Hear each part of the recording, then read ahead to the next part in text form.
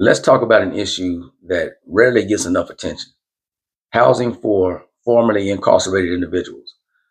People coming home after incarceration face some of the toughest housing barriers in America.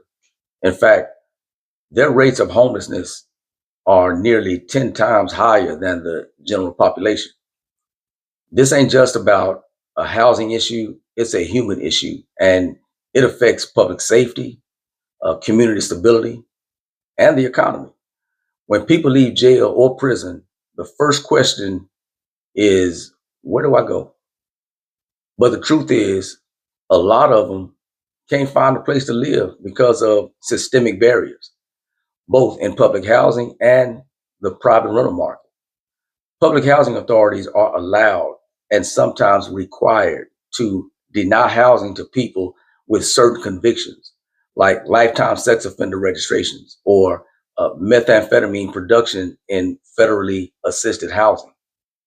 Beyond those mandatory exclusions, public housing authorities also use discretionary bans, often denying anybody with a record, even if their offense happened several years ago and they've completely turned their lives around.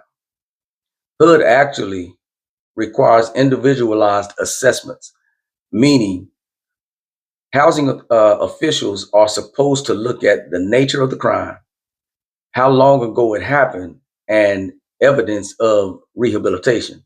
But too many still blanket bans that lock people out permanently. It's not much better in the private rental market. Landlords can legally reject applications with a criminal record. And while that's not always considered discrimination under the Fair Housing Act, it often creates disparate impacts on racial and ethnic minorities.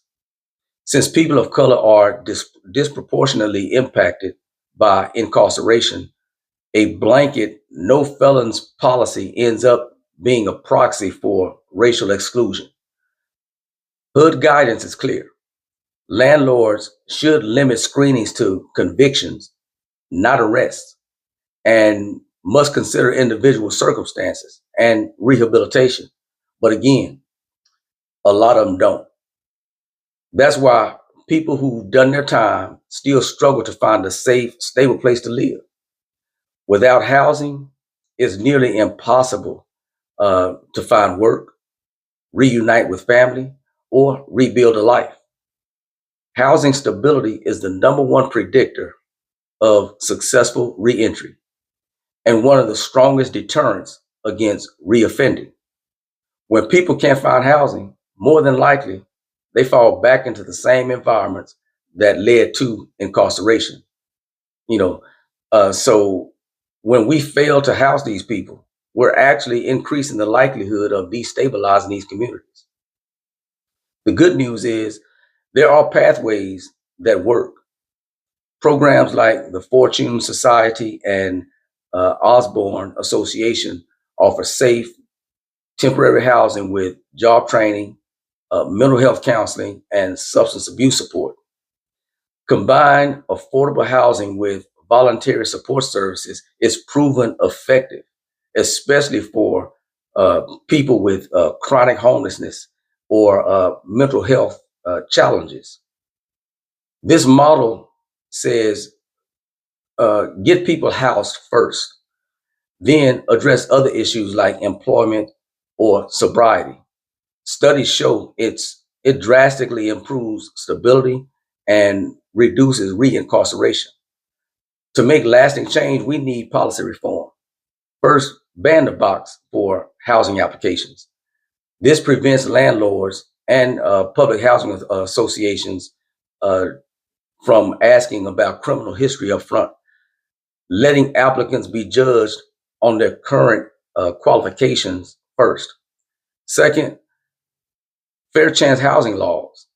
These limit how far back landlords can look into criminal records and require individualized review.